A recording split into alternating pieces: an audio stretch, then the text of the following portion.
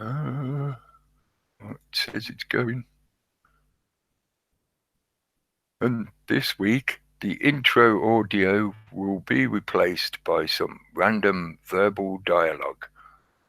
Just imagine a soothing voice telling you sweet nothings that will make you feel much happier about everything that's going on in the world at the moment.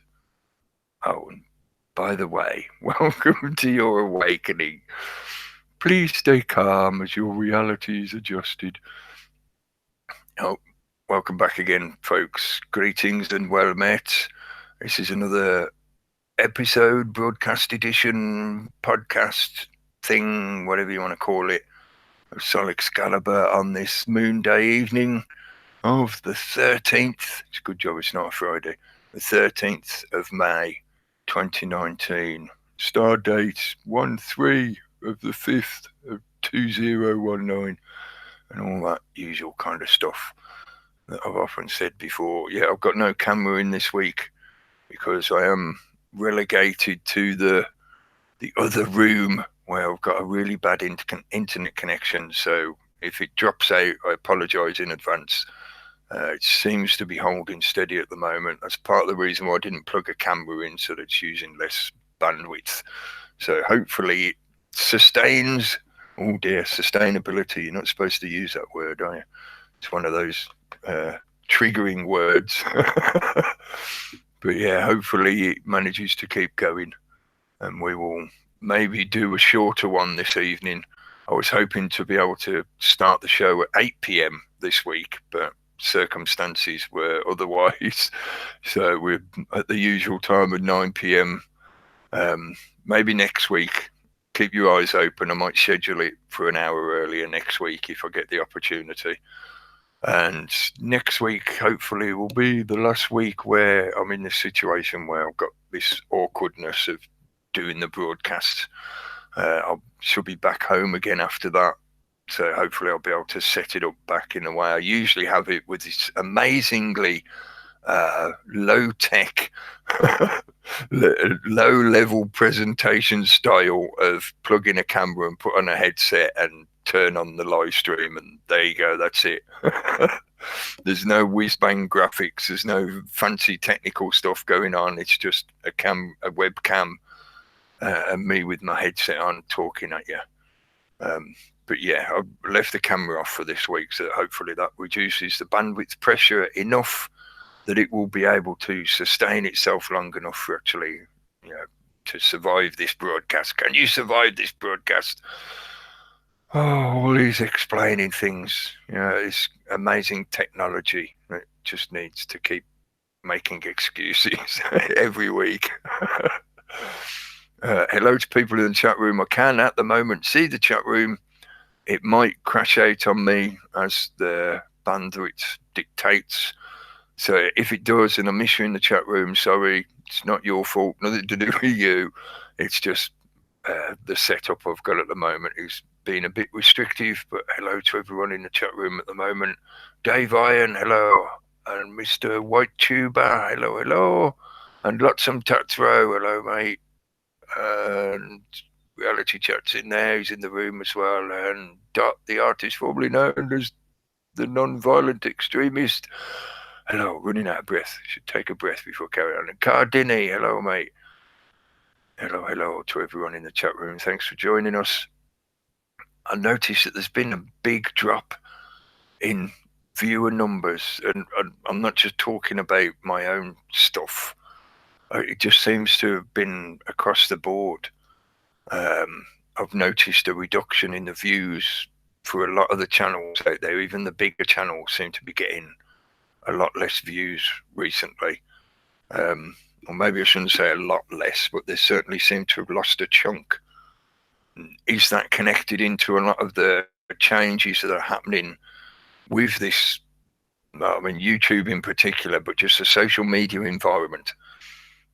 For those people who listened in before or tuned into other broadcasts, it's a topic we're often ranting about. I'm certainly ranting about. I shouldn't presume that on other people, but it's a topic we're often talking about. And in recent episodes, recent broadcasts, I've made the point several times about how a lot of the things we've talked about for years are now actually being enacted in the real world. You know, a lot of the censorship stuff, a lot of the changes in the way you can make use of this internet medium, the politically correct control structure that is being I was going to say enforced, but it's not so much enforced as it is reinforced on the initial suggestion of adoption by the public willingly. In other words, they created the problem so that the public would react and demand a solution, and the solution offered just so happens to be that kind of censorship and control. So the public is sort of choosing it willingly. So it's not exactly enforced in the total sense of the definition of that word. Reinforced, I think, is more appropriate. But anyway, yeah, is this drop in viewership connected into some of that change that has been occurring over the last year plus? More than that, but in its very direct relevance, it's been certainly the last year. A lot of this stuff has finally been enacted, and the switches have been turned on to close those virtual fences. So we're seeing more and more of that kind of censorship.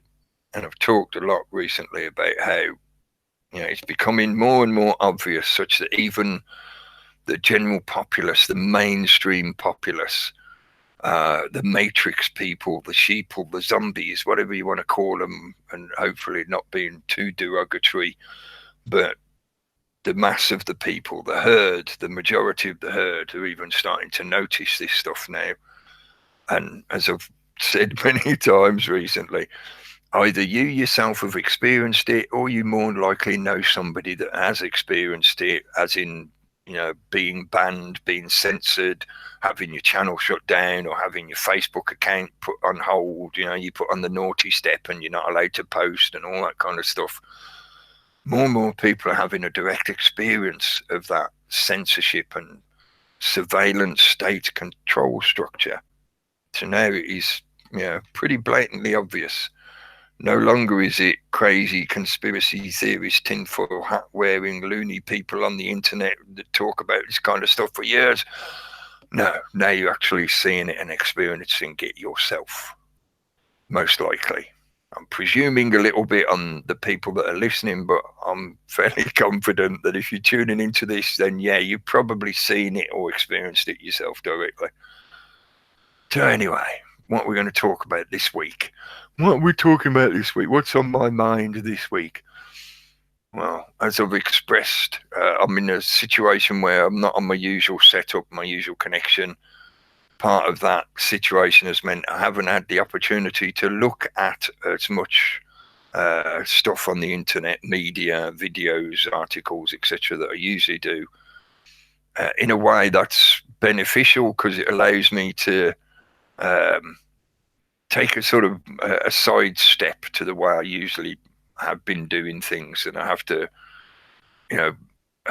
look at it from a different angle for a couple of weeks. It's given me the opportunity to see more mainstream media, because I've had the situation where I've got a normal TV to look at with all the usual kind of channels of crap on. So I've had more of a immersing into the matrix life. So that can be beneficial in many ways. It gives me the opportunity to see, okay, what's the crap that they're pumping at people now on a daily basis? And at the same time, it's given me more opportunity to sit back and think about stuff. And, like I said last week, I've sat and read a book. It's not a very long book. You can read it quite quickly if you're a fast reader.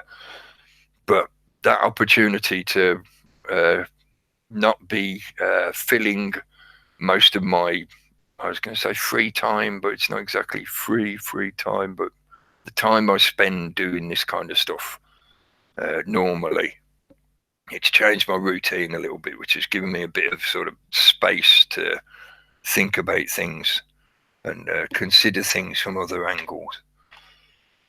But part of watching the mainstream media recently, it's given me the opportunity to see some of the stuff that is being perpetuated for the public consciousness, because the pathways that we develop neurally within our minds, within our brain, I should say, that constitute the mind, those pathways become reinforced, become a part of the network of neural connections within your brain that constitute your mind, and therefore include things such as your biases and your perceptions of how you think reality works, and your social groupings, all that kind of stuff. It demonstrates more for, sorry, the dog's scratching. You probably hear him tapping the floor in the background. You got riff bag again. Sorry. That mainstream media connection to the construction of the mind, the more the mainstream media perpetuates or repeats and reinforces thought patterns into the general populace, the more the populace assumes those thought patterns, and they become ingrained into their own thinking. They become a part of their own mental architecture that then they attempt to apply to their daily lives or the problems within their lives, etc., etc. So if you want people to remain dumb, you saturate them in dumb media.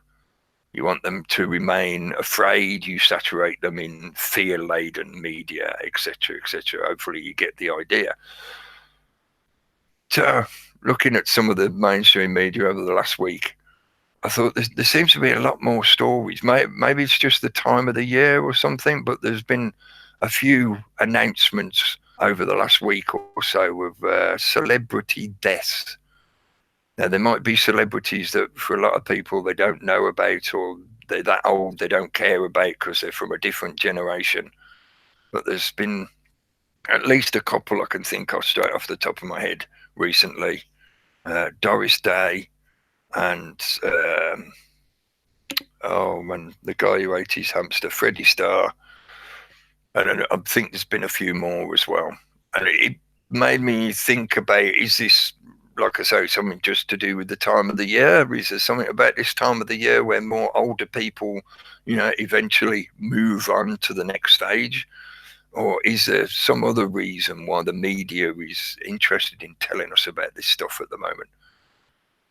And that combined with some of the other narratives within the media, certainly the entertainment media, that have been drawing to a close recently. And that's why part of what I put in the subtitle this week is the day after winter. Because these things combined had me curious and wondering about it, almost with a little bit of amusement, probably a fair bit of amusement thinking about it, but wondering about, well, what are people going to do when certain things, certain storylines, certain narratives are actually concluded? And two main things that I've been considering in that recently is the Game of Thrones TV series, which we've often talked about because, as I've said many times, it's a reflection of the order that is, I'm trying to do bunny ears, but obviously you can't see it, there's no camera. Yeah, in parentheses, the order of the societal structure that most of us live in, that we're used to, that is ingrained into our societies, where there is this controlling or ruling or aristocracy group at the top of a pyramid, and they all fight amongst themselves, arguing over who's in charge this year or this decade, who sits on the throne this year. And that TV series is very much deliberately written and designed to play on a lot of that stuff in a very subconscious and subtle and archetypal fashion. I usually point out the fact that the whole storyline, the entire long story arc that's been presented to the public is this competition between the various houses, bloodlines, aristocracy groups, etc., arguing over who gets to sit on that one throne. But none of them ever question the existence of the throne itself or the very structure that they're all fighting over. that's not brought into question. That's just constantly, subtly reinforced that, well, of course, that's what's there. And of course, everybody wants it. And of course, that's the way things work, as if there is no question that that is a good thing to be, or that is a healthy or helpful thing to be. No, you just have to accept that that's the way it is. And they all fight each other over who gets to sit on the throne. So that's one thing. I know it's not quite finished yet. I know there's going to be more episodes. I don't know how many, because I've got no idea what they're doing with that particular series, other than it's coming to a conclusion with this last, what is it, the 7th series, I think. We could get into considering about the numbers involved, but the main point being they are tying up all the story ends in that series of the translation of books into television media. I know with this latest series, I think, as far as I know anyway, the original author hadn't written any of this. Like, it's all been written by the television studios so that they could wrap it up, because the author couldn't write fast enough to keep up with the television series. So many of the things that they've presented in this current series have been, not necessarily the original author's intention or plans for what he was going to do with the storylines. They basically usurped his authorship in that sense, and they're just tying up all the loose ends. So that's being concluded soon, very soon. And at the same time, we come to the conclusion of one of the superhero story arcs that's been playing out in the movie theaters, in cinema. So this is covering like television and cinema stuff. And that's the Avengers storyline, which is the Marvel superheroes version, not DC. I think the DC is still planning to do more films about their particular leotard wearing superheroes. But the Avengers one has drawn to a conclusion as well. And again, repeating myself a little bit, when the previous film came out, however long ago it was, the one where the bad guy Thanos kills half the people in the universe, as I said at the time, that's not the end of the story. Do you really think they're going to leave it with the bad guy winning and all that kind of stuff? And at the same time, it was subtly putting that question into the public's mind of, well, is it a good idea to kill half of the people in the universe so that the other half can have a better life, supposedly better life?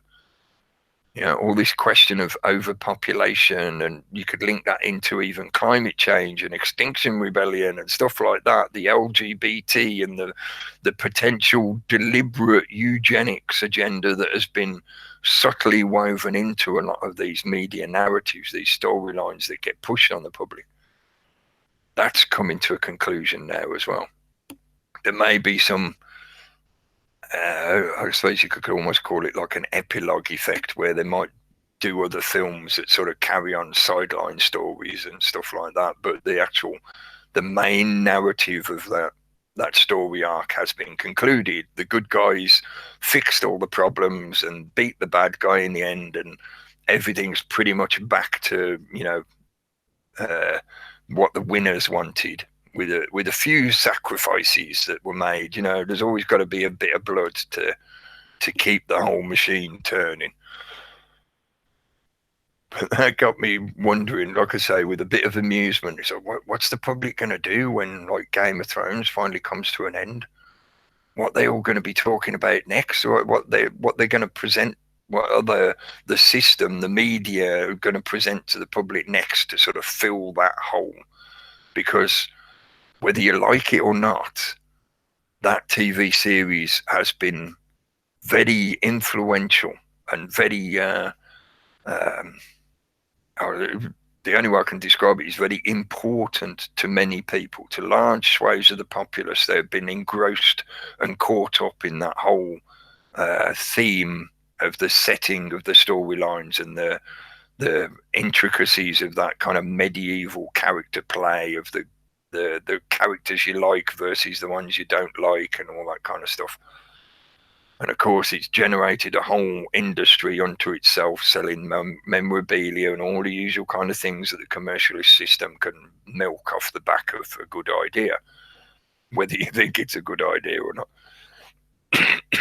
What's the public going to do after that? Does this mean there's going to be a little sort of gap, a chance to take a breath and maybe think, oh, hang on, what's actually going on in the real world, rather than the fantasy world of these fictional stories that are basically just a reflection of the real world, so that you don't think about how what's happening in the story is actually correlating to things occurring in real life. But no, you just dismiss those ideas because you think, oh, it's all just fiction. It's all just fantasy on the TV. It's just a movie, mate. It's not real.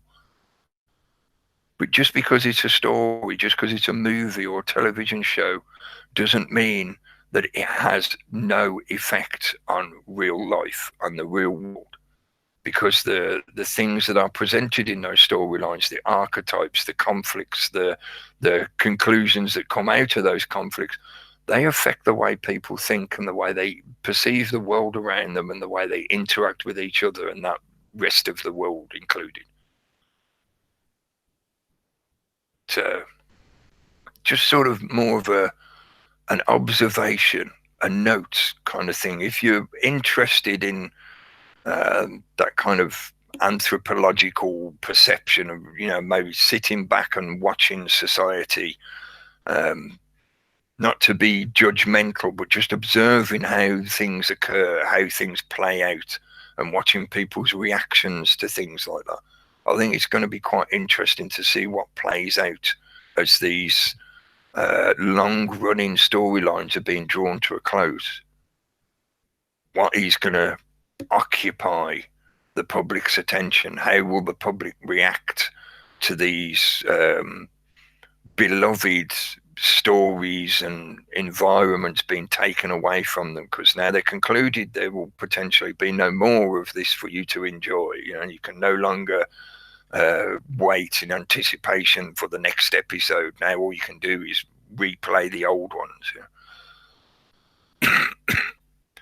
The entertainment media has been well known and well studied to be a tool to use to manipulate societies en masse for thousands of years. The academic argument is usually that this kind of stuff originated with the Greeks and the Romans and the passion plays and the amphitheaters and all that kind of good stuff. But I think the knowledge that is utilized through that methodology of presenting entertainment to a public audience, the knowledge that is used in that way goes back much further and is much more subtle and subconscious, so that the general populace is not aware of it, or less aware of it, or they see it as being for their own benefit. Now, that brings me to sort of step to the other bit that I put in the subtitle, the opposite opposition. And this sort of touches a little bit on some of the stuff I was mentioning last week. I was mainly just talking about that book and some of the Hermetic philosophy and the ideas presented in that other book. And I was mainly talking about the potential that the virtual existence is the required correspondence to the real existence, to the actual existence. So based on that Hermetic principle of correspondence, if we have this real world to experience, this actual world to experience, then that means there is an innate natural requirement that there is a fictional world or a fantasy world, one that doesn't actually exist in actuality, but that we explore and we make use of in the way that we do with story writing, with narrative creation, with using of things like computer technology to create virtual worlds that we can then do what we want with and explore. They don't actually exist in physical reality, but they exist in a way that occupies our time, entertains us, educates us, maybe even makes us feel unhappy. Look at social media. It is a virtual existence that is the required correspondence to the actual physical existence. Want of a better word of physical, but I think most people are aware of the kind of thing I'm trying to get across.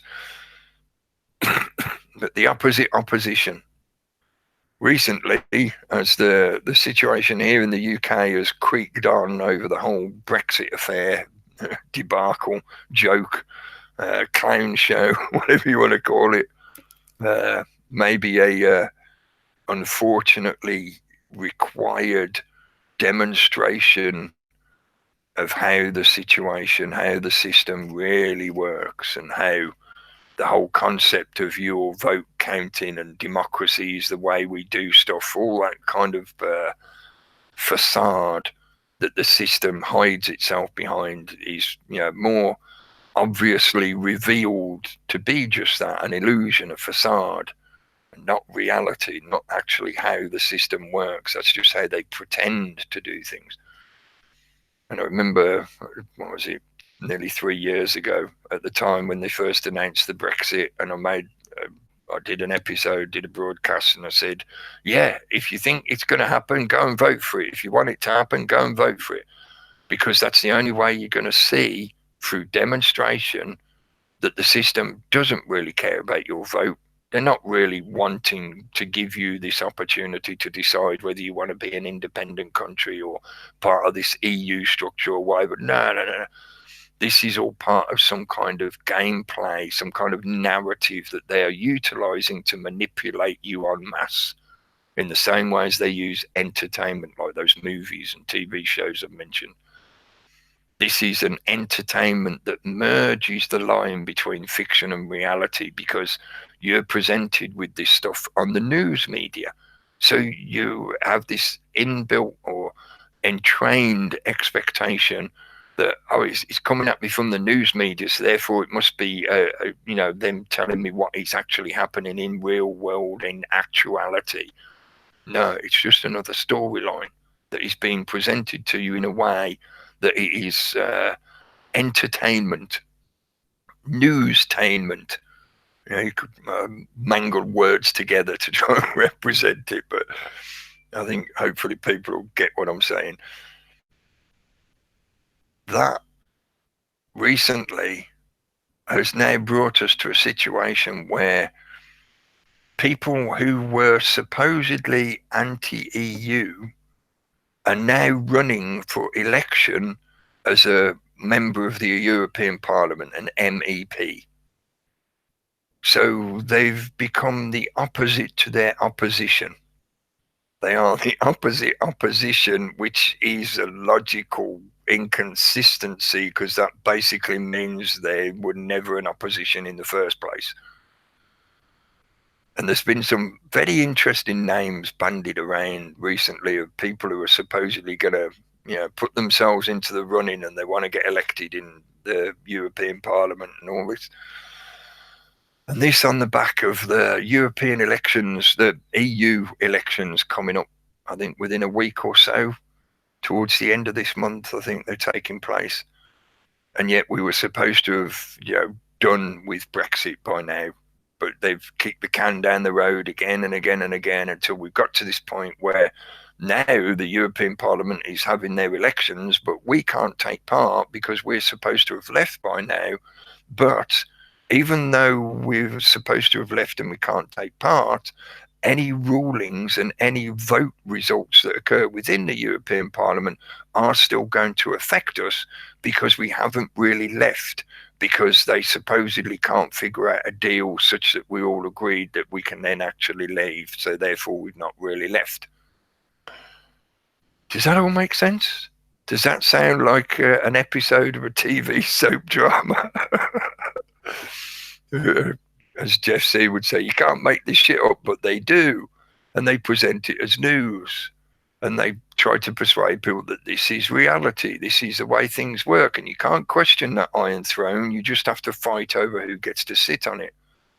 So we've now got some people that originally supposedly claimed that they were nationalistic, and therefore they're anti-European Parliament and they disagree with it, and they, we should be out of all that stuff. But now that we're like coming up to the elections, well, now they're going to run for election in the very Parliament that they claim to have no respect or belief in or desire to exist. Yeah, the opposite opposition, and that it completely works against that hermetic principle of correspondence, because they're not being the correspondent opposite of what they claim.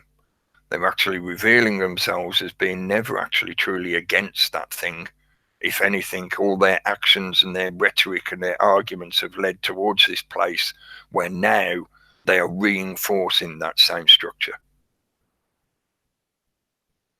One of the names that I've seen mentioned in that respect is Stephen Yaxley Lennon. I use that name because that was the name that was given for him in his court case, or one of the court cases. I don't use his pseudonym that he uses whenever he does his public stuff, because that is just a deliberate pseudonym that is used to manipulate people, because it plays on certain stereotypical archetypes that it's supposed to represent. So it's deliberately meant to emotionally manipulate people. So I don't use it. That's one of the reasons why I don't use it. But this guy now is even more so in the public consciousness, because it's got to this stage where he is now running for voting as an MEP. And I've heard other people mention him recently on the YouTube, so I thought, I've got to mention this again. I've got to let people know, don't get sucked in by this guy and his claim to be working for the benefit of the general populace of Great Britain, because he's not. He's working to a different agenda, an agenda that is something outside of this country, outside of this society. And it puts that primary. He's a self-confessed, a self-admitted Zionist.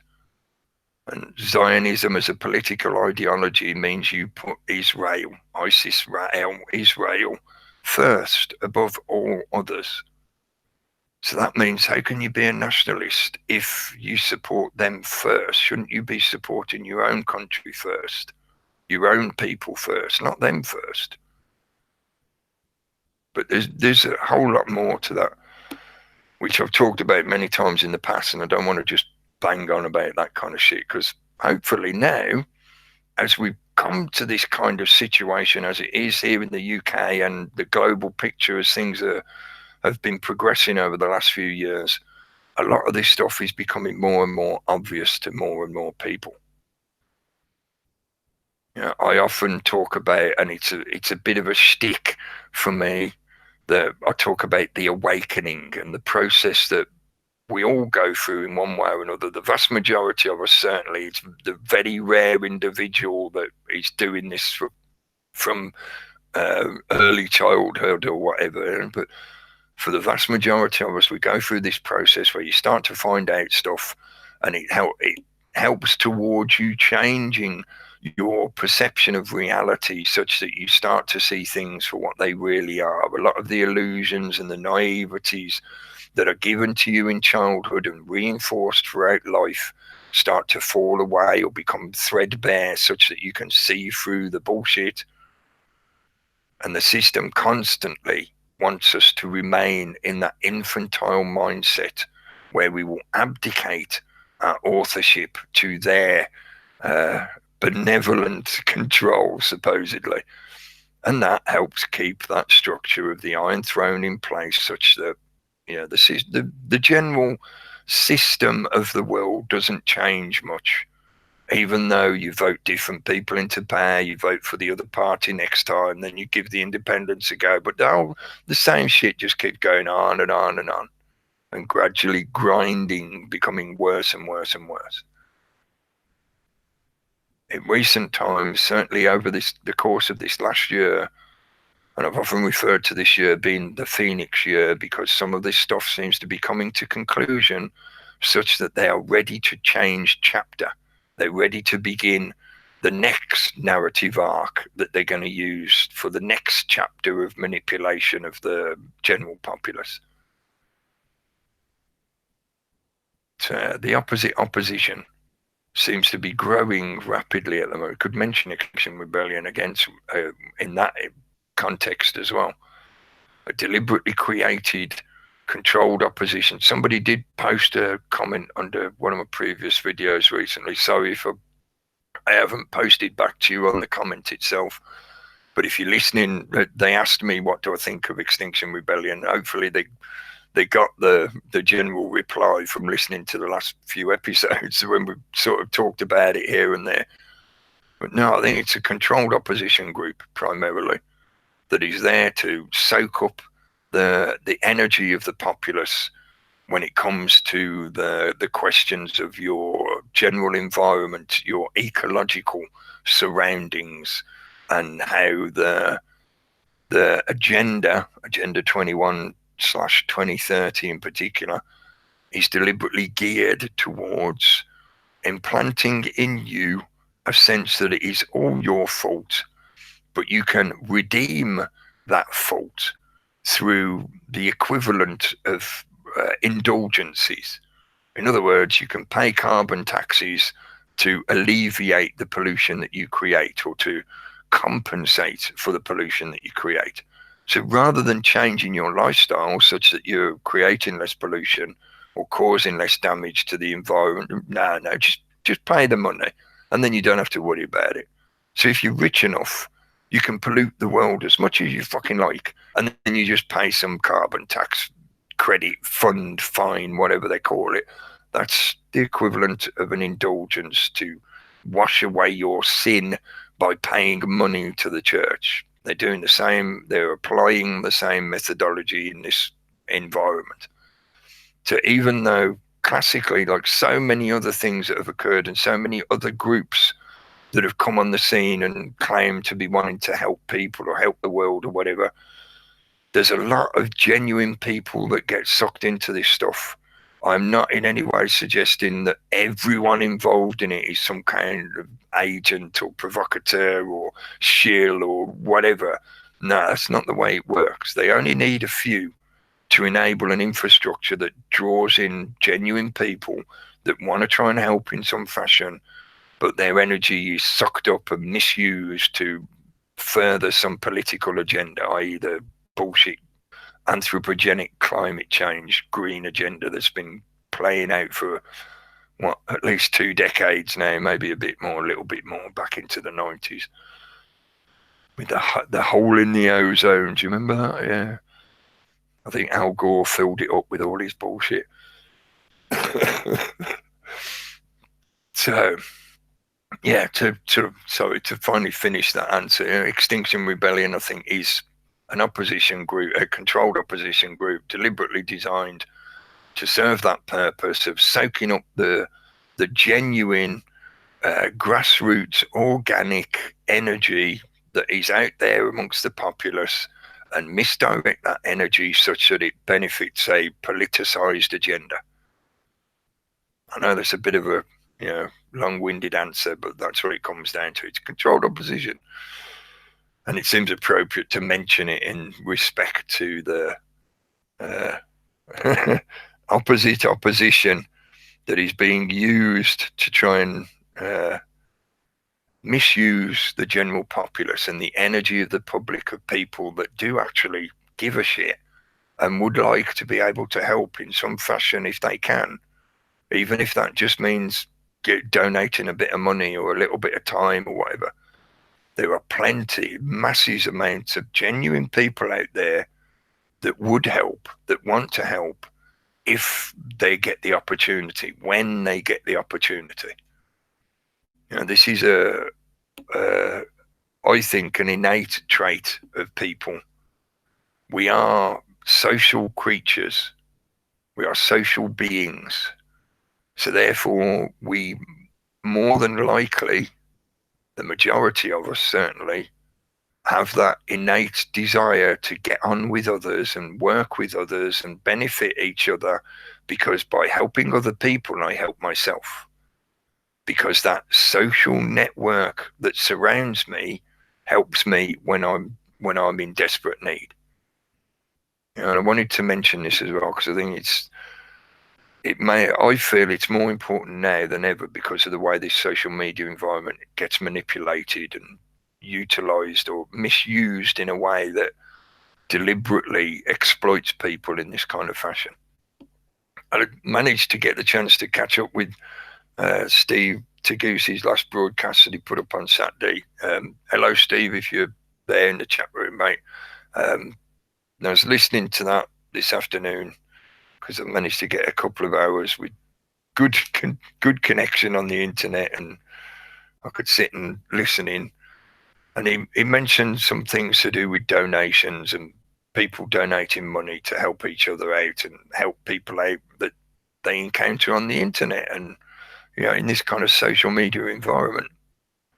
And this is something I've experienced myself over the years. I know I've mentioned it a few times, but to me, that kind of charity, if you want to call it charity, is something that you don't parade. Genuine charity doesn't need applause. It doesn't need an audience. Genuine charity, you just do it. You do it because it's the right thing to do, not because you want everybody to give you applause and a pat on the back and a little bouquet that says, well done, you donated so-and-so money to charity or whatever to this group or that group. That's ego. That's not really being charitable. If you're going to do charity, just do it. Yeah. And I've done that over the years whenever I've been able to. I've sent a little bit of money to people here and there, and it's never been a lot. It's been like a £10 donation. I think £20 was the most I ever made. And I do it as and when I can. And in that respect, just sort of to set the table, as it were, make sure there's no misunderstandings. I live on a very moderate budget. I live a very moderate lifestyle. I don't go on holiday to, expensive places. The most I usually go on holiday for the past, over 10 years, I think, at least, probably more than that, probably nearly 20 years. My average holiday is going away camping for a weekend somewhere in the UK. So it costs me a very small amount of money. It's the kind of thing where, for me, budgeting for my holidays is like I put £5 aside each week.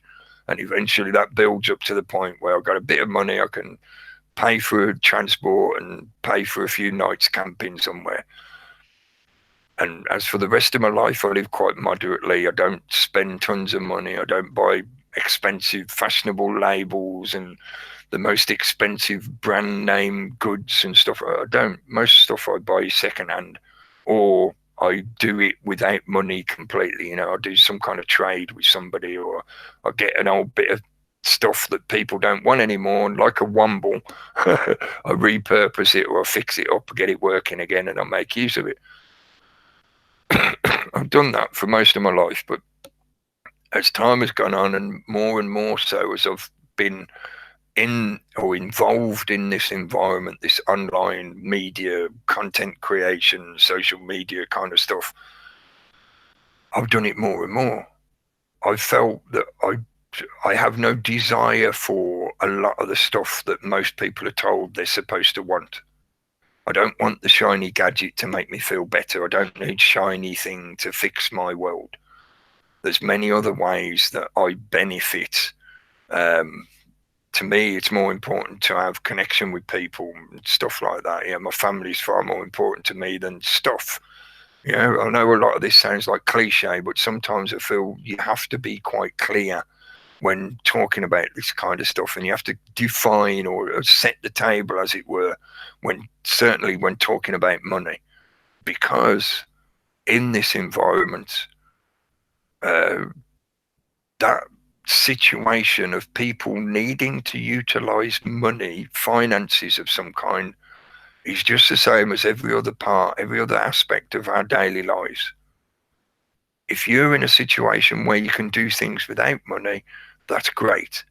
But a lot of people can't do that They might be able to do it here and there for certain things, but they can't do it for everything. They still need some money. They still need some finances to do their day-to-day living, etc., etc. So that environment of charitable giving or trying to help other people that you encounter in this online environment, the internet has amplified that situation to a massive degree. It's existed for a very long time before the internet. There have been many charities for a long time, and people could donate money or sign up for regular, like almost like a membership kind of donation, all that kind of thing. Been going on for a long, long time.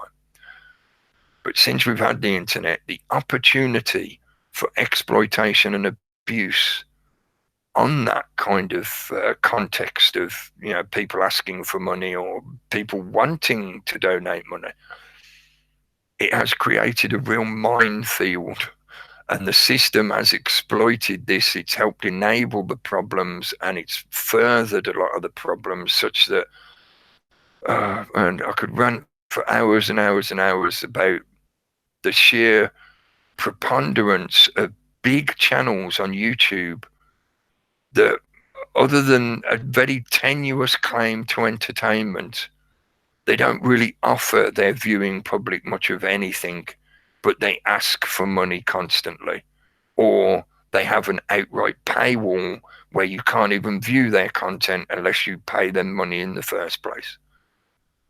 And I'm sure everybody is aware of that kind of stuff.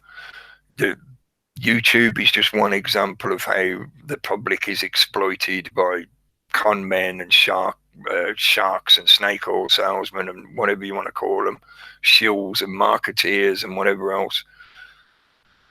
That's not exclusive to the internet. It's not happened just because of the internet. It's just a furtherance of a problem in everyday life that has been there for a long, long, long, long time, and is keyed to some very deep and subconscious and subtle foundational points to do with the way we think and the way we interact with each other. And like I say, a lot of this stuff is not only enabled, but it's constantly reinforced by the system, because in the long run, that situation benefits the system.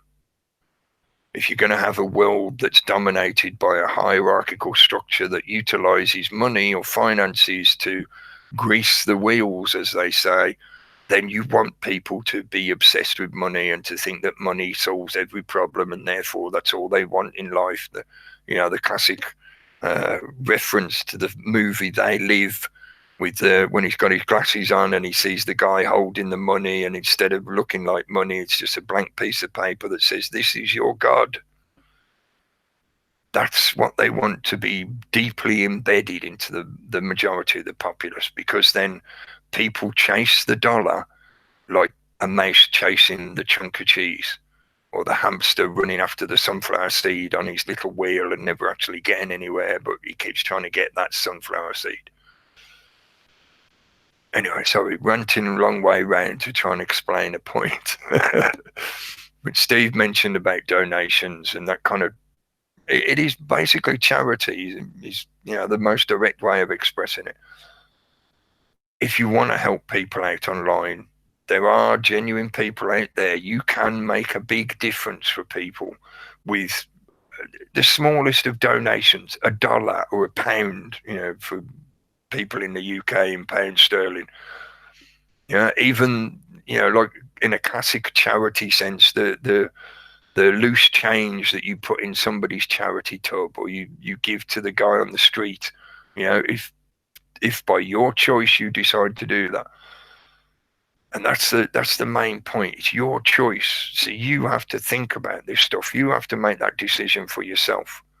When it comes to charitable giving, when it comes to making donations, never ever feel that somebody's standing over you with a stick saying, "You must give. You are not a good person unless you give." All that kind of psychological manipulation just serves the purpose of the system, because it ingrains in people that sense of life being impossible without those little bits of paper, without those, representations of your energy.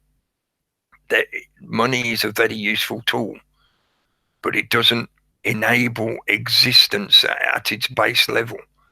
If you burnt all the money in the world right now, people would still be alive tomorrow. Because people being people, they'd figure out other ways of exchanging goods and getting what they need for day-to-day living. You know, some people would resort to robbery or whatever, but I don't think that would be true for the vast majority of people. People would figure out other ways of doing things. And throughout history, you can find examples of that. There's plenty of examples of people having bartering systems or exchange systems where it didn't use what most people understand as money per se, but it's just a representation of your energy. But please, in this environment, you know, this situation of there is this deliberately created air or sensation that everybody in the internet is some kind of scam artist who is just trying to get you to give them money or to buy their product. That is not true, because it is too much of an absolute, of a stereotype that is not a universal truth. It is not applicable to everyone in every situation. So don't believe it. But you should believe, you should see the reality of the fact that there are scam artists, there are snake oil salesmen, you know, whatever label you want to use for it, people who want to exploit others online just to get money out of them, or whatever kind of trade it is that they're expecting. That is reality. You would experience that if you had no internet and you were just doing your thing day to day in everyday life. These kind of people that try to exploit others existed long before the internet came along. It's just now the internet is yet another tool for them to make use of. I'm sure, you know, the vast majority of people have heard about the Nigerian prince that will send you an email saying, you know, he's got millions of dollars, but he needs you to help him move it out of his bank account, all that kind of scamming shit that happens. But please don't be put off from being charitable. There are opportunities for you to help. There are opportunities for you to get involved, or to, you know, doing your own thing doesn't necessarily mean that you have to get involved with somebody that's already doing something, or some organized group or whatever. You don't. And it doesn't necessarily require money, finances. Sometimes there's plenty, you know, there's other things that you could be doing, plenty of other things that you could be doing that can help in ways that don't require donating money.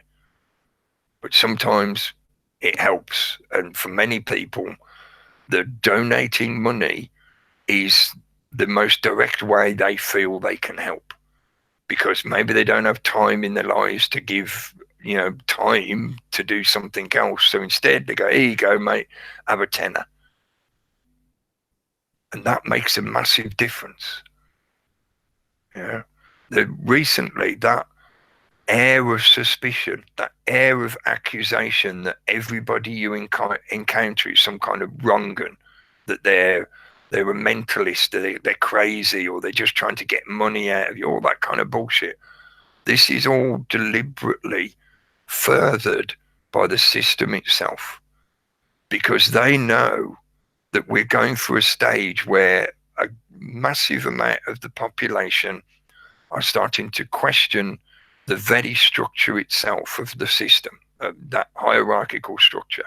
They're starting to question that claim of the authority and that claim of care that most of the governmental institutions profess. You know, oh, we do this because we care about you. We do this to govern the country so that everybody benefits, etc. More and more people are starting to realize that that's not really the truth of the situation. Sometimes it can be a little bit black and white, as in, you know, that guy's obviously a bad guy, and that guy's obviously trying his hardest to be a good guy and whatever. But most of the time it's shades of grey. And it's a little bit of bad shit with a little bit of good shit, unfortunately. but it serves the benefit of the system to sow that seed of doubt on a street level as well.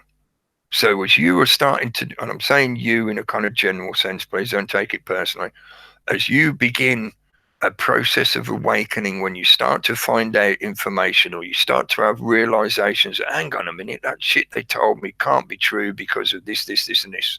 Or I've sat and thought about things for a while and your arguments are not logically consistent, and your claim to want to actually help me prove themselves to be bullshit because you keep enacting policies that are detrimental to me and many others, blah, blah, blah. You know, the inconsistencies of government become more apparent the more you sit and think about stuff and observe the results of their actions and their endeavors. So as you were beginning and going through that process of questioning that authoritarian structure, part of the way they prevent you from ever making any serious changes to the system, in other words, pulling down that Iron Throne, is by instilling doubt, instilling the seed of doubt and suspicion.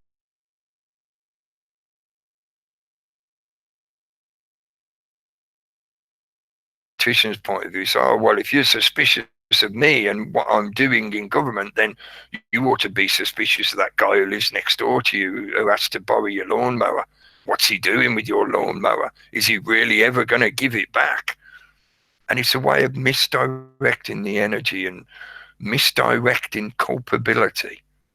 So it's not the government's fault for enacting what they call austerity for the reason why you are really struggling to pay your bills and you're having to go to a food bank and shit. No, it's not their fault. It's that guy who lives down the road from you who's got 7 kids and therefore gets loads of benefit money and, you know, he lives off the system. It's his fault. It's not the government's fault. Oh, no, it can't be the government's fault. No, it's that guy down the road. It's his fault. In the same manner, they've transferred that methodology that they've been practicing for decades, probably 100 plus years, easily. They've transferred that methodology to this internet environment. So you'll constantly encounter this atmosphere of like, oh, you know, watch out for those guys online that ask for money, because anyone that ever asks for money must automatically be a bad guy. You know, you've got to have this seed of suspicion implanted in you such that you will end up never trying to help anyone. You'll never trust anyone. You'll become more and more isolated and more separated from the network of society that we all are part of. And in that way, your energy is disconnected from anyone else whose energy together you could have potentially made some kind of change to the situation in the world, the system, blah, blah, blah. Keeping people separated, divide and conquer, or divide and rule. However you choose to say the phrase, it results in the same example. Hopefully that all makes sense, and hopefully you don't feel like I'm just moaning about money and donations and stuff like that. Not at all. I've been doing this stuff for several years now, and for the majority of that time I've never asked for any financial help because, as I said earlier, I live quite a moderate lifestyle and I can manage to do what I do online without direct financial help from other people. I'm already getting financial help basically. So I don't ask for money in general. But recently, because of the way my own personal situation was fucked up by bureaucratic mistakes, let's put it that way, I felt that I had to ask for help. And I did receive some help, and it made a difference for me. And it helped me get through that time where if other people didn't chip in and help me, I would have been pretty much fucked. I wouldn't necessarily have been destitute, but I certainly would have been in a much worse situation. You know, maybe I would have been literally destitute, but I'm sure that wouldn't have lasted very long. I've got enough family and connections and whatever that I'm sure somebody would have eventually put up with me sleeping on their sofa or something like that. But the point being, I do what I do with this environment, and part of the reason I do it the way that I do is so that I don't have to ask for donations. I might set up the link again such that if people want to put money my direction that I can do something with, that's great. If people just want to pass money to me as a thank you or whatever, that's great. But I don't do it based on that requirement. I do this out of my own budget. I pay for my own internet connection. I'm not asking for that money off the viewers.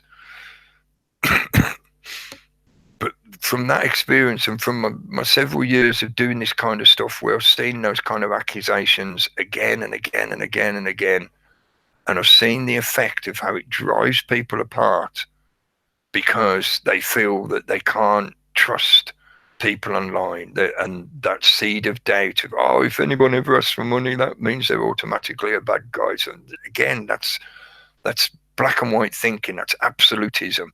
In reality, there's shades of grey. Some people do this as a job.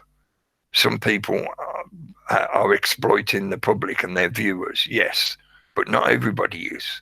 And if you apply that stereotype to everyone, then it's making the whole situation worse for everyone. Please just think carefully, do some due diligence, and have consideration for your own situation, the context of what you're doing when you make any decision if you are going to donate to somebody or not. But it's your money. You do with it as you choose to do, and you support the people that you choose to help. The more you help each other, the further this network, this message, this information, whatever it is you're taking part in, the further it's going to reach, and the more impact it can potentially have. Individuals that can change the system are few and far between, even when you look through the span of history. Individuals that change the system on their own without any help from anyone else, that's very few and far between. Whereas the reality of how society operates and how things change, in day-to-day life and the way societies operate, it happens gradually, and it happens because groups of people make those things happen. An individual can be influential, but it is the network of people, of societies working in groups that really make the big changes in the world.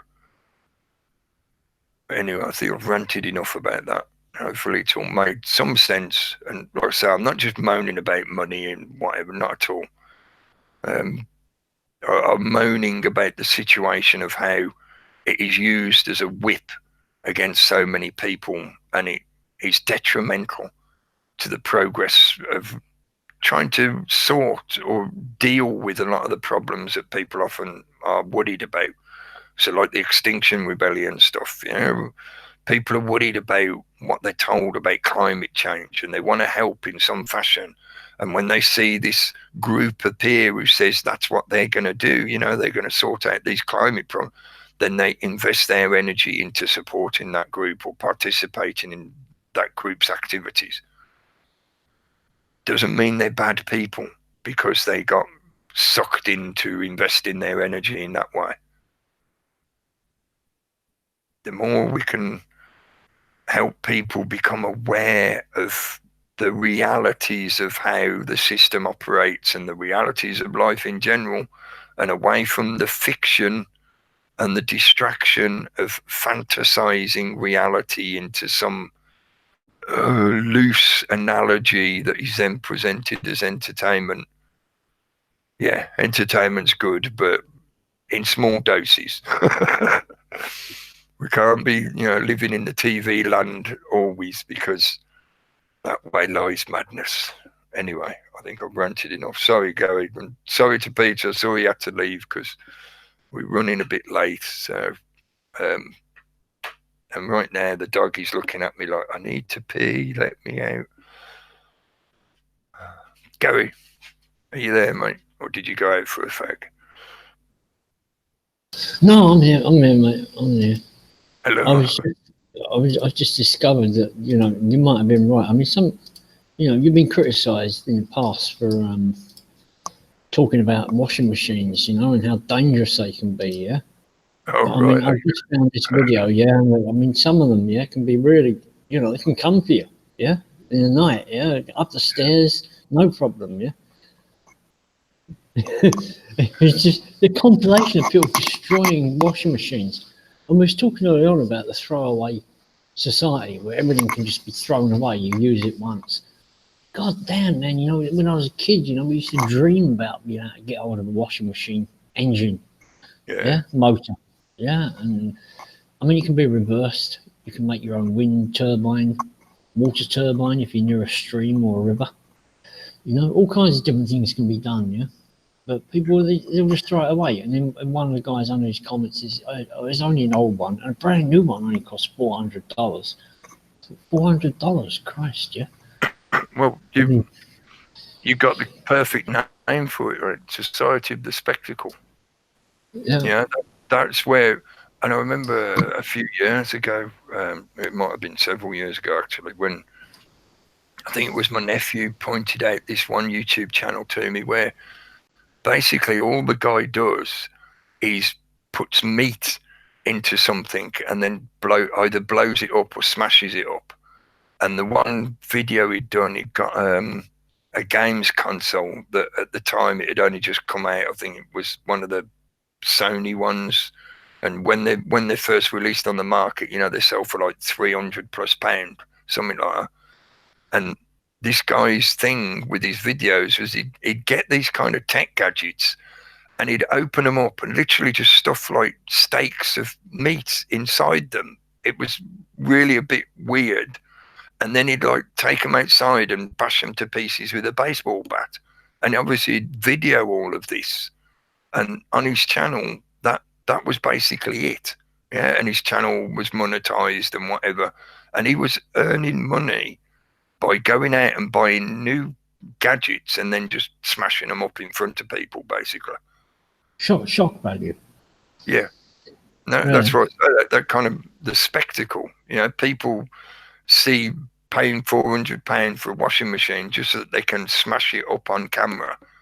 They can potentially get more money back for that video than the £400 they spent to buy the washing machine. Yeah, I mean, and this is part of the virtual world where people have to, I mean, they've been doing it with mainstream television for years and years and years. You live your emotions through somebody else. So, like, you've got this guy who'll sit there and he'll eat a big heap spoonful of curry powder.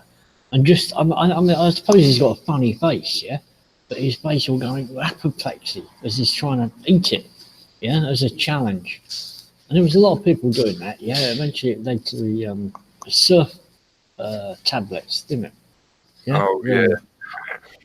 The Tide things. Yeah, but, the Tide Pods, kids. Yeah, but I mean, people can connect. Everybody knows what a curry powder tastes like. They can imagine what a great big heap spoon of it's like. But you know, it's a very sensory thing that this guy is doing in a world of virtual. Everybody watching is having to imagine having a sensory experience because they're just watching this one guy doing that. Yeah, for real. You know, his taste buds are screaming. Everybody else is just there in imagination. And you know what power that is that's been wasted, yeah. And that reminded me, you was talking about Endgame earlier on, and we went into the Kabbalah aspect of the first film, didn't we? Yeah. And we said how all the egotistical ones, yeah, they were the wrong path of the Kabbalah, and Thanos was supposed to be the right path, yeah, the true path. But that desire for control in itself is egotistical. But in the new film, you see why Thanos got beaten. Yeah? I mean, firstly, he's talking about having these stones of the universe so you can literally do anything. You've got infinite potential in your hands. And all he can think to do is to kill half of everything. Yeah. But then he commits the even worse crime. He destroys the stones. He treats the whole thing not like life is eternal, but like now he's done it. Now he's achieved his inevitable. And that is another thing. You don't use the word inevitable in a universe with infinite potential. Mm-hmm. So Thanos didn't even understand properly what he had. And that's why he tried to destroy the stones, or he did. Yeah? Mm-hmm. And that is the biggest crime. Yeah, you've gone and got the big prize, and now you want to say, "Oh, okay, I've got it." That is like a tick list. Yeah, got the mortgage, got the wife. Okay, I can die now. And that's what he was like. That's what Thanos. That was his crime. Yeah, he gave up on life, his own life. Yeah. Yeah, because after he's done it, he sort of goes and lives in retirement in his little hut. Like, I thought I'd make the world better, kill half of everybody, then I can retire. No, Yeah. that's a lack of imagination. Yeah, but in that respect, we're applying a lack of imagination or a lack of thinking to a fictional character that has been written by script writers. Yeah, and at that point, we could talk about how, well, is it the script writers that were the ones that were lacking imagination or thinking ability? But really, I would argue that no, they weren't necessarily lacking cognitive ability. It's just that they were working to serve a certain agenda where they wanted that concept to be in the public consciousness. This wasn't about any, use the word genuine, this wasn't about any genuine attempt to do like a thought experiment where you go, hang on, let's say you've got these magic stones that means you can basically wish anything to happen in the entirety of reality. What would you do with it? It wasn't any kind of genuine exploration of something like that. No, it was just, oh, if somebody gets these magic stones, what they're going to do is just this. And like you say, it's inconsistent because if in their own claims those stones are eternal and infinite, they're called infinity stones, then you can't destroy them.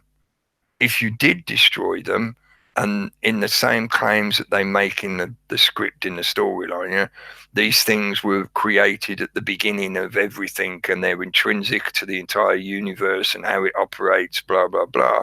That means if you destroy the stones, shouldn't that also destroy the whole of reality? Because reality is based on the powers of those stones. So the whole thing is inconsistent, but it's not about genuine consistency. As I say, it was about putting a certain message into the public consciousness. Yeah, I think they'd written the second one, or they knew what was going to happen when they wrote the Thanos story. Definitely. Yeah. Yeah. And I think also that maybe being in the Kabbalah, they had to do it that way. Yeah. So they did get their nice message across, and now they can go back and correct it, but without putting too much of an emphasis. But there is also an emphasis there on the Christian message, because the guy is not Doctor Strange, Iron Man. Yeah. Man had no greater love hath man than to give his life for others, and that's what Iron Man does. Yeah, spoiler alert. Yeah, so he makes the ultimate Christian sacrifice. He sacrifices himself, and that's what Thanos should have done in the start. You might find they'll bring Iron Man back, yeah, because in killing yourself to kill ego, you are reborn. Yeah, so they're staying with those ideas. But yeah, like you say, I took that more as being, well, two things. One, they had to have a male sacrifice because they'd also had a female sacrifice. Because the female spy character, Natasha, I think, has to be killed for them to get one of the stones. Yeah. So that's a female sacrifice that has to happen and can't be reversed, even if you've got the stones and you really, really want to. Again, another inconsistency. But there was a female sacrifice, so they had to have a male sacrifice as well. Even though the heroes fix the story and whatever, it required those sacrifices to make it happen. But also, Tony Stark represents as an archetype the system itself, because he's just a normal man, but he's supposed to be really clever and have lots of knowledge and access to lots of knowledge. And he uses that to create technology and it's the technology that makes it seem like he has superpowers, but he doesn't. He's just a man that's clever and makes stuff. Yeah, it is, as an archetype, it's meant to represent everyday people, the entirety of the system itself. That's why he has to be the one at the end that makes the sacrifice, and that's why he says, "I am man." Yeah, it's cheesy as fuck, that. Yeah, but that's how simplistic the archetypal play is that they're presenting to the public. It has to be that simplistic to appeal to the widest demographic so that they can program as many people as possible all at once. He represents, it's the equivalent of, in the DC universe, Batman represents the system. He more truly, he represents the judiciary, yeah, the police and the secret agencies like the CIA and MI5 and whatever.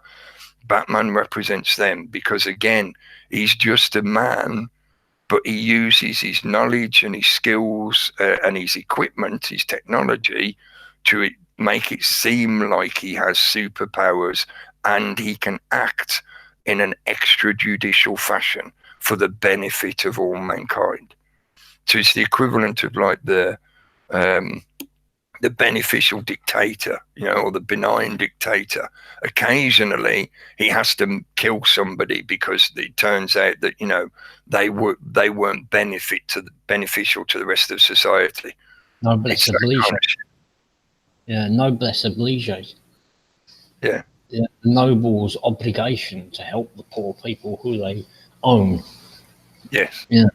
Yeah. That's why they did the whole Dark Knight concept. You know, and this is going back years into the comics themselves. That's why they made that whole sort of narrative arc about him being the Dark Knight, because he's the equivalent of a knight of the realm, but he's a knight of the realm that will do the dirty deeds when it's required to get the job done. So that's Elon Musk's problem, yeah. He's Tony Stark, but he thought he was Batman, calling that guy from Thailand a pedo. Now he's got to go and appear in court, yeah. He should have realised he's Iron Man. He's not Batman. He's not there to go out and do justice. Yeah. He's there to make profit. Yeah. And technology. Yeah. But all of that, like I said, the whole thing is based on so many inconsistencies that when you start to think your way through it, it's like, well, you either accept that it is just a story, it's just a movie, mate, you know, it doesn't mean it. You either accept it as just that, you have to, like an illusionist trick, you have to willingly accept the illusion to get any enjoyment out of it.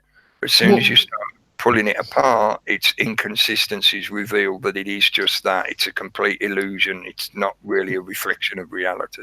Yeah, well, two things on that. Firstly, there was the science is about like 16-year-old. Like when I was 16, I left school. Yeah, because I think it's Spider-Man's father or his mentor is called Dr. Benzene, and that's what Spider-Man represents. He represents that carbon energy. Yeah, his cobwebs are like buckyballs, you know, that hexagonal benzene ring. Oh, yeah. Which is, you know, a flow of energy. K2 the Arch degree goes in on that, yeah, and he picked up on it because, like I say, these guys have got, you know, 16-year-old O-level kind of physics and chemistry, and they actually liked it, I guess. So they remembered it and brought it into their films. And then they've read a bit of Kabbalah and they've read a bit of this and they're bringing them together. Yeah. But the other thing, I said to Pete just before the show last week, I think, yeah, I was reminded when I was watching this Endgame thing, yeah, I reached a point where I thought the science or whatever, I thought that's just not possible. And then I remembered, like, when it's supposed to. When did you sit there and start watching films and you refused to enjoy one if you couldn't sort of, you know, say the science is a possibility? I mean, it's supposed to be a fucking comic book, for Christ's sake, yeah? You're supposed to allow things that are completely impossible, and you're supposed to enjoy them. Yeah. That's why I like watching those films. Yeah. That's why personally I prefer the DC stuff. I always have been ever since the comic book stuff, because they are more obvious that that is what is going on. Yeah, because just most of their characters that they have in the DC universe, they're very simplistic. They're almost two-dimensional in their simplicity. Yeah, but they do the superhero kind of thing, and it's just the fact that it enables a an environment, a vehicle that can be used to carry a message to the reader, the viewer. So you have this, you want to present, this is why I say most people put it back to that kind of Greek connection, the moral plays, stuff like that, because you want to present a moral message to the public. Like the majority of superhero storylines are all about that. They're about archetypal moral plays. And you want it to reach a demographic of the populace in such a way that it's very easily and simply understood, then you use characters that are as simple as possible, but you give them these abilities that enable them to do seemingly magical things that normal people absolutely cannot do. Yeah, right. That creates an environment where you can have them do things like the hero rescuing the hostages and not being killed by the bullets and shit like that. Yeah, so basically what they're doing is, I mean, for many years people would write about archetypes in books, but they would intellectually have to take chapters and chapters or a lot of the film to tell you different things about that character that slowly put them into the box of that archetype. Yes. Whereas with these things, they don't have to bother. They just dress them up and say, this is so-and-so, and you'll believe it. Yeah. So they jump straight to the archetype rather than having to, paint it every time. I think that's why they have had such an immense and popular obsession with the public, because they are quite simplistic and because they carry that message very quickly. It's like good marketing. The best adverts are the ones where the viewer doesn't realize that they're being advertised to and actually appreciates the advert they're presented with and very much wants to go out and buy the product that they've just been shown. Superhero movies are the equivalent of that kind of level of marketing technique, that they've created this vehicle that enables them to insert messages, moral or propaganda or whatever it is, and the environment enables them to just bang out a script that they know will get right into people's psyche in a very direct way. And in this case, a double message, because Jeff C did a video about the Avengers film the other day. He hit on a lot of these points. But when I say a double message, we're the generation that are causing the most problems for these people. Yeah. But what was the message of the Spider-Man you read when you was 15 years old? It was all mainstream establishment, military-industrial complex programming. Yeah. Yeah. And they're taking people back to that psyche. Yeah, of the messages Superman taught you when you was a kid, and they're reminding you of that in a very subtle way. Yeah, because it's a new Superman. It's a new age. You're 40, 50 years old. You're only enjoying the character. No, you're not. You're sucking up all of that programming from when you was a kid as well. Yeah. Mm-hmm. Yeah. So many were upset by the new Star Wars movies. Myself included, because it was like, what is this tripe? It's not as influential as when I saw the original Star Wars movies when I was a little kid, and it was like, wow. And that's that effect of that archetypal play being presented in a way where it makes people feel like they're involved with the story. They can connect with the heroes, all that kind of stuff. But thousands of years ago, a few thousand years ago maybe, those kind of storylines that carried that kind of information would absolutely not have been accessible to the majority of the population. They would have required you to be able to read if you were reading it as a text, or they would have been, you would have been in a situation where you would have had to have enough wherewithal, enough social importance or finances or whatever, such that you would get the opportunity to go and watch a play presenting that particular storyline. So I'm thinking of things like the Iliad, like Homer's Odyssey. These were things that were not readily accessible to the general population. But now we're in a situation where they've taken the equivalent of the Odyssey and they've just repackaged it in new clothing, in a new sort of set, new setting, as in it's in contemporary world with superheroes wearing spandex leotards. But it's basically the same kind of thing. It's a hero story about archetypal heroes doing the good deeds and killing off the bad guys.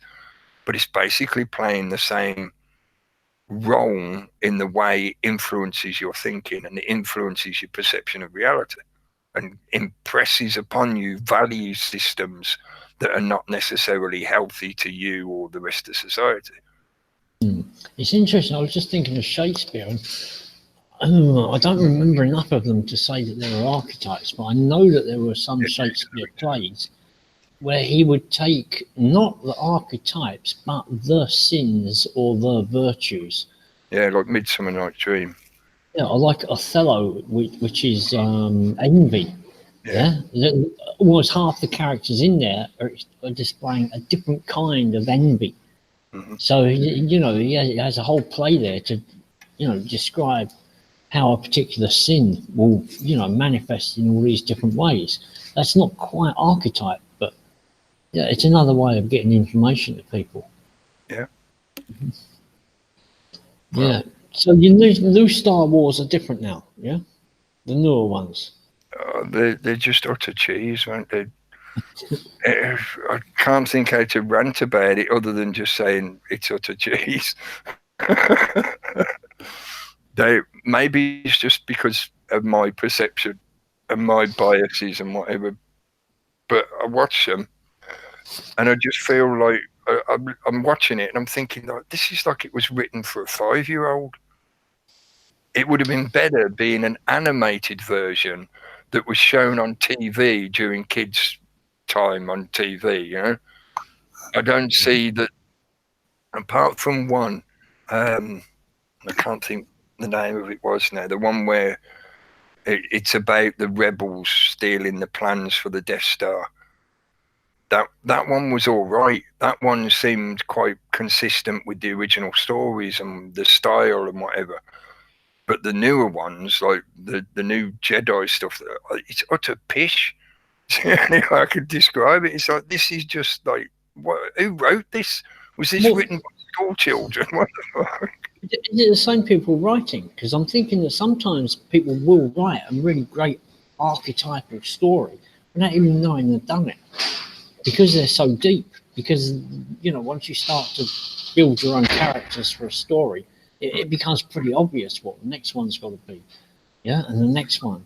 I do think as well, though, that it is a perception thing on the part of the viewer, because over the years, when I've rewatched the original Star Wars stuff, I have, in a similar fashion, sat there and pulled it apart and, pointed out the silliness and the inconsistencies and shit like that. But these new ones, I think, the new movies have been deliberately designed to address a whole new generation. They're not really meant for somebody like me. They're not really bothered about capturing my attention or my thinking. They're worried about the newer generation. So they're presented with this deliberately simplistic characters, simplistic storylines, a very simplistic perception of good versus evil, and that's it, job done.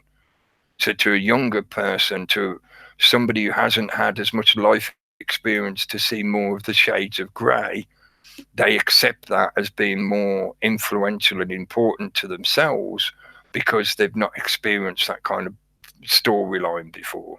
Yeah. I wonder if they'd rather put the money for a blockbuster film into an entire series on Netflix or HBO, because a lot of these series are becoming as popular, if not I think more. that is going to, judging by the result of Game of Thrones, and this is part of the reason why I wanted to mention it tonight, judging by the success and the influence that has had, I think you're right, mate. They are going to spend more money on making serialized presentations that are more suited to what would normally, what we have for a long time called television. But television, as we know it, is dying off. It's near enough done with. Instead, we've got this new media environment where people will quite happily absorb things that are presented in a serialized fashion. And if anything, they prefer that to just go into like a one-off storyline presented in a movie theater. Well, I think there was I saw one where I think it was about a fifth of all the people on Earth had just disappeared one night. Yeah, and nobody knew why they were, and there was this bunch of women that were smoking all the time. Did you ever see that? I watched about 2 or 3 of them, and It rings a bell.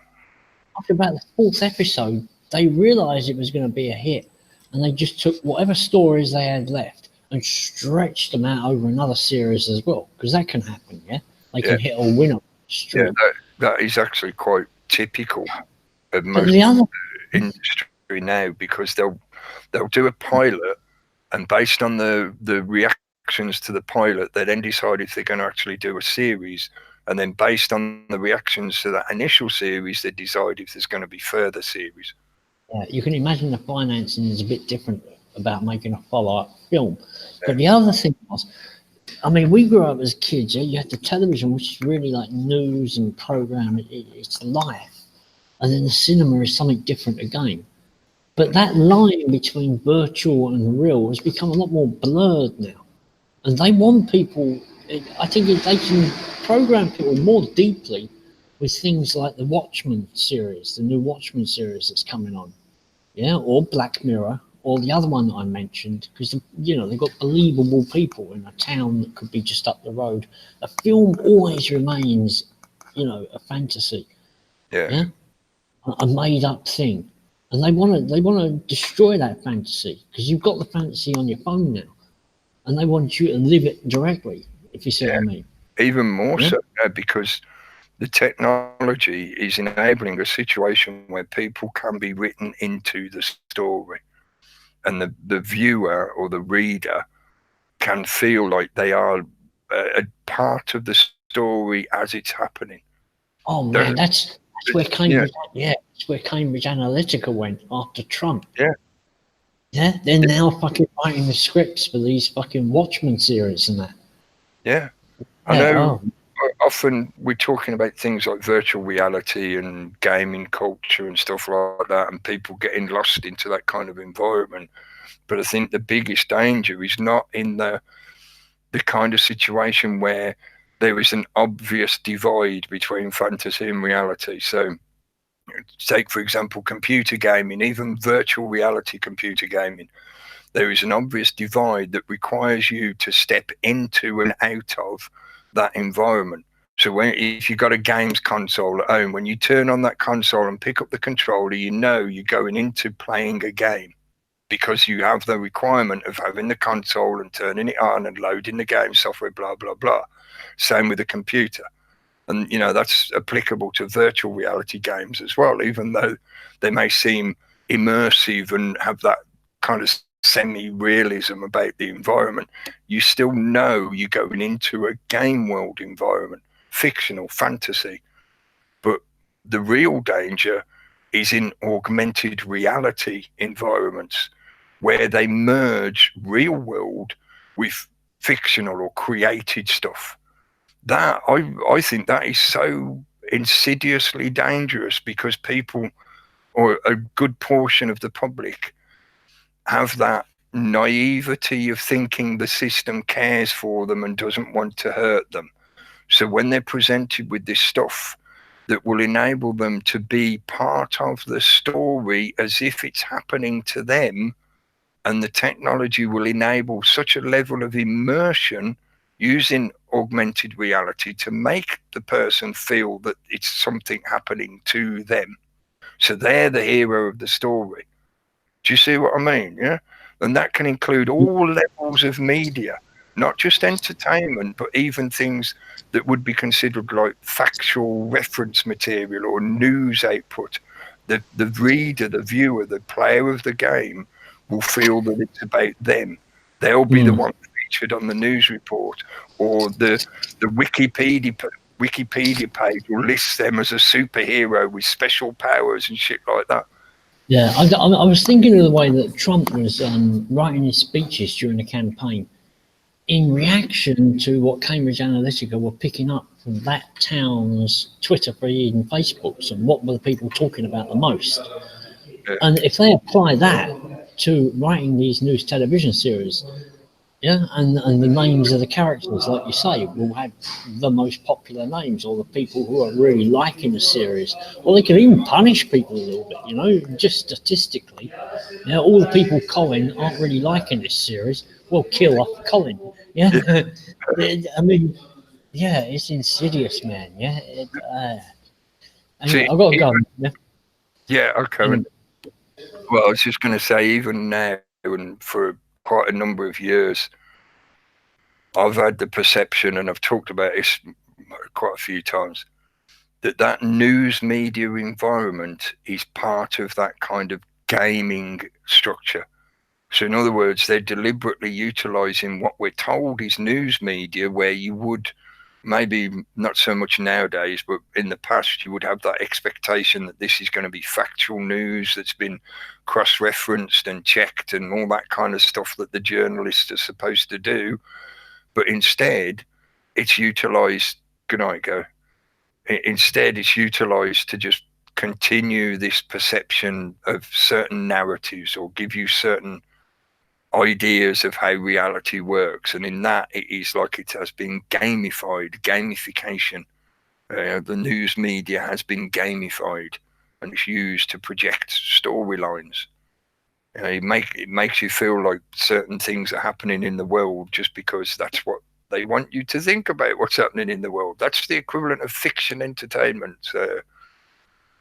Yes, the media, the news media, is being used as another part of the entertainment infrastructure to influence people en masse.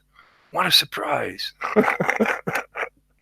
It's just a movie, mate. Don't mean anything.